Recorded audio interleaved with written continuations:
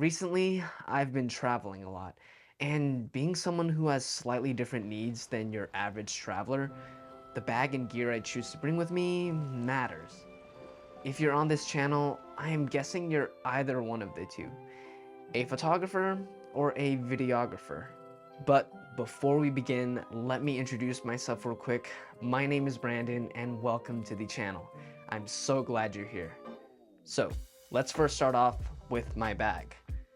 This is the original jumper from Brevity. This thing stands the test of time and I absolutely love it.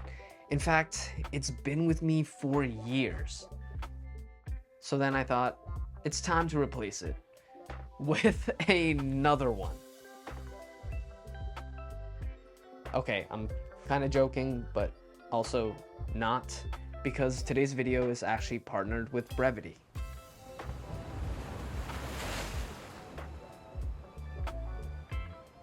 With that being said, one of the reasons I actually first picked this up was admittedly the look. I always had this fear in the back of my mind that people in general have a knowledge and belief that cameras, the equipment, anything that associates with cameras are high-priced items, meaning it's more susceptible to being stolen in public.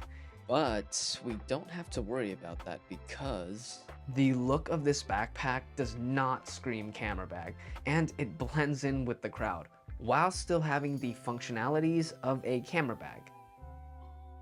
This is just because of how it's designed, and it still keeps the features we can appreciate as those carrying camera gear. Alright, so what goes inside? It may vary depending on the type of day I may have, but for travel, it usually goes like this. My main squeeze, my workhorse, my heart, the Sony FX30, the overlooked brother of the FX3. I have so much to say about this camera, but that'll be a whole separate video. This camera covers all of my needs when it comes to filming. Sports a Super 35 sensor, shoots 4K 422 up to 60 frames, has a built-in fan, dual base ISO of 800 and 2500, and as long as you light properly, there's no issues with those numbers. Next is what made me fall in love with street photography, and that is the Fujifilm X-T3. I love all the dials and functionalities of this camera, alongside the power it packs and the features it includes to make you feel like you're really in control of what you capture.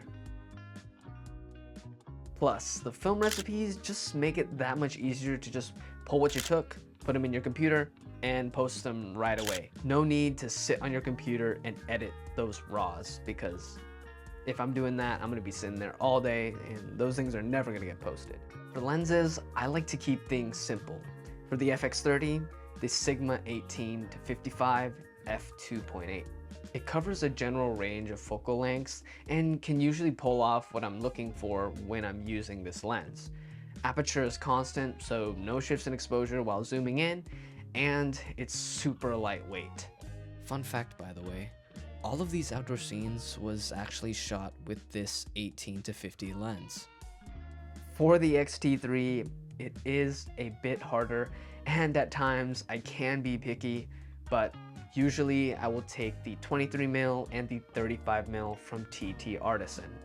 The 23mm allows me to capture more of the surrounding scene, while the 35 allows me to get in a bit closer, and it tells a little more of a personal story and captures more emotion, in my opinion.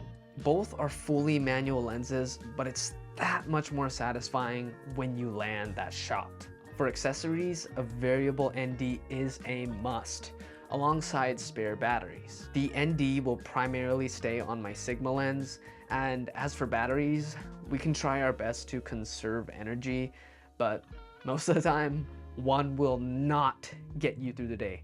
Sometimes even two, now that I think about it.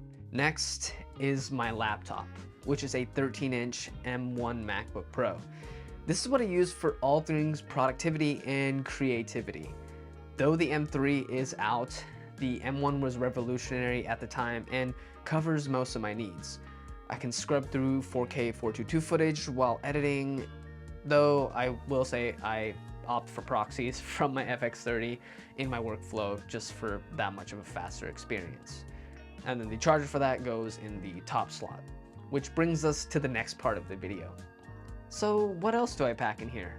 Let's start with my AirPods.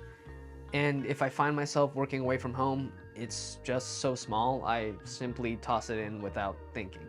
It automatically connects to my phone and my laptop.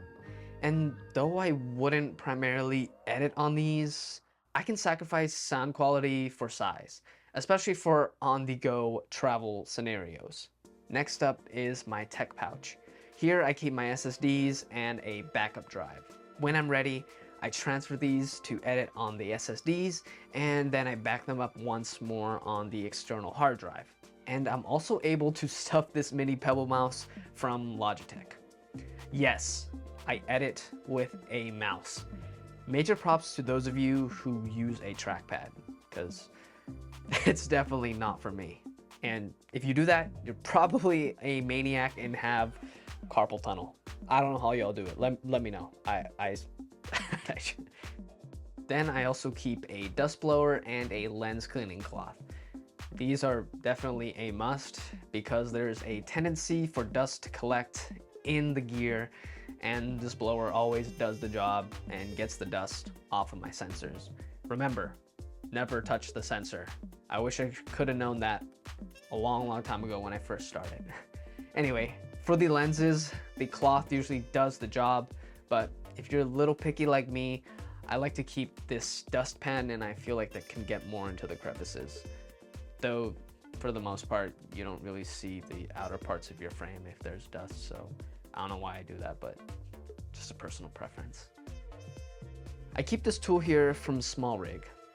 Now, this always isn't in here, but I think it's helpful if you're going on a shoot with friends, if you're going to be using any tripods, or rigging up your camera. Things just get loose, and this comes in handy for tightening those tripod legs or any cage accessories that loosen as you shoot. Other extras I may carry are my business cards, just in case, and of course, an external battery for on-the-go charging. This one's from Anchor, and it's always reliable for my travels. For any other extras that I think wouldn't hurt to bring are pens, markers. I think these are some of the most used non-camera related items that I have in my bag. Used for notes for myself, clients, to mark, label, anything really. And the second to last item is a Tide pen. You just never know when things may randomly stain your clothes, and this thing has been super helpful. Like, listen, I just want to stay somewhat presentable for travel photos. And my clients, if I just so happen to eat that one chocolate muffin and the chocolate chip falls on my shirt. So you got to be prepared for that. Last but certainly not least is a water bottle. This one is pretty self-explanatory. It's a little beat up, but it does what it needs to do. Hydrate me. And that is what I pack as a fellow camera enthusiast in my travels in 2024. I doubt this is going to change much in 2025, but if it does, I might make a new video. But honestly, it's pretty much been like this since the first purchase of Brevity's jumper. This guy here, the OG. All links to these items will be in the description, as well as my affiliate link from Brevity if you wish to check out their bags. Guess that is it. Thank you so much for watching, and if you're new here and you stuck it all the way to the end, welcome. I make content any and all things related to photography, filmmaking, and just documenting my own personal creative journey. I hope you stick around, and again, thank you. See you next time. Peace.